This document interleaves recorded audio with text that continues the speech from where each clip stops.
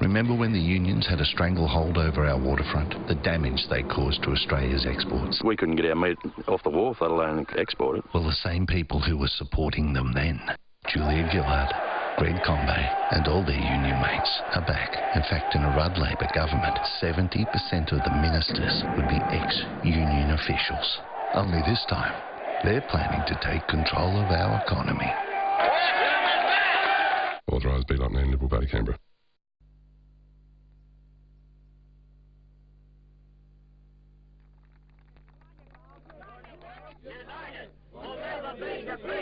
The workers united will never be defeated. The workers united will never be defeated. The workers united will never be defeated. I'm an old metal worker, and I'm down here as a free man today. I don't want to come back next week and be a slave, and that's what I'll be if we can't prevail. But what I'm worried about is if the MUA can't prevail, how we're going to organise all the rest of the unions. That's the big problem. I'm supporting the wharfies in the picket line. Why? Because I think if they go, the rest of Australia goes very quickly after them. Yeah? Yeah, I do. There's no organisation that we can look to for any sort of protection. If they take the unions away from us, I think that we head towards a workforce that we won't be bringing home a pay packet. If the MUA goes, there'll be no union in Australia that will be able to protect anybody. Not one person in this country will be protected. Not one person. Exactly. I'm getting very tired of seeing our men be called rorters, thieves, and scumbags and bludgers. Yeah, I'm sick of my husband being called a thug. A thug. Yeah, Exactly right. The only difference between the government and our men out there is that the government men wear suits. And you think that they're respectable. Yeah. But there is rorting in every field, all across the board. Come on, you're on this side of the... Charles Scabs! That's how much they care about you. They'll just, when they're finished with you, they'll just throw you out into the coal. Listen to this story. When I was a boy, 17, and I'm in my 70s now, I was walking along the street and I used to say hello to this gentleman in the street, and a bloke heard me one day and said, he said, "Don't talk to that so-and-so, so-and-so." He said he was a scab in 1917, and I never ever spoke to him again. Yeah, that was right. So there are lots of people from other unions and other people have come down to have a look what's going on? On an estimate, there's roughly about 10 different unions here at the moment. I couldn't name them all to you, but there's about 10 unions here, and plus there's a lot of people that have come from all walks of life. Every walk of life. If my dad worked for 1 week, if he was lucky, that work would probably have to last us for 1 month, and that was to feed him, my brother, my mother and myself, but also my mother's 2 brothers, and my grandfather lived with us too. So that work had to support us all. Oh. So that's the hungry mole, mate. Yeah, you walk into the workshop as an apprentice and they said, he was a 17, he was another scab 17, he's another 17 scab. Oh, Christ almighty, so... They have to live with it forever. Ever. Oh, really? Yes. Your grandchildren will be ashamed of you.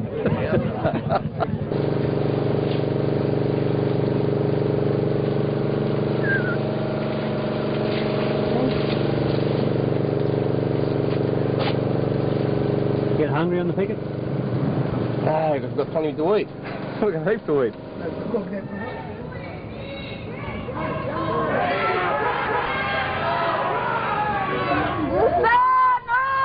Maricos!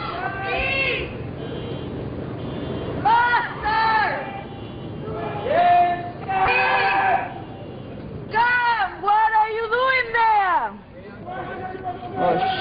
Basta! I think this government is basically for big business, not for the people. It's certainly broken down the society that we've had. Certainly, if they break this union, they'll break every union in the country. I don't think there's much doubt about that. They'll use the laws to go on to the next union and the next one after that. But we don't consider we're ever going to lose this.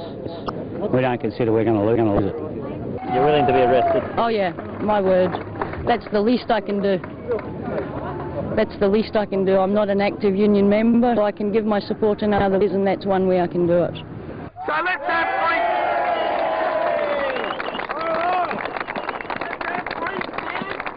three champions who come down to identify with us. Hip hip! Hooray! Hip hip! Hooray! Hip hip! Hooray! For the working class game! Scabby bastards! I thought it was very un-Australian the way Patrick sacked you people out in the night, in the middle of the night. I think it's a bit of a cowardly way of sacking people. You're going to sack them when you sack them to their face, as far as I'm concerned.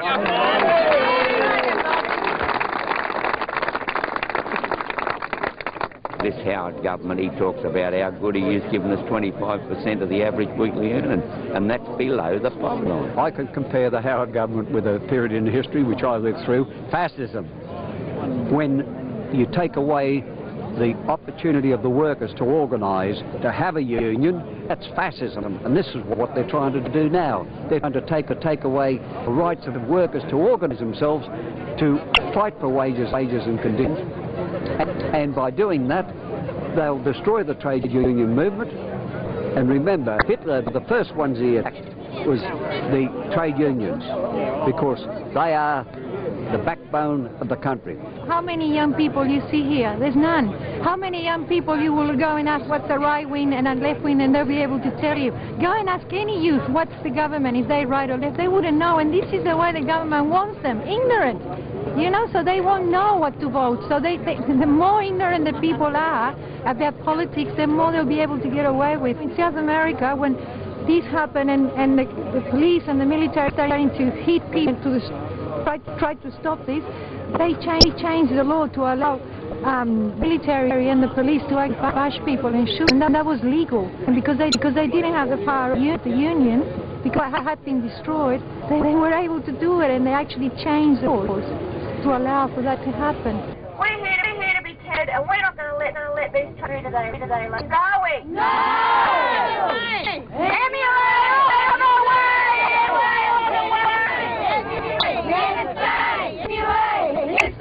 What do you think of the media coverage? Pathetic. It's pathetic. It's a circus.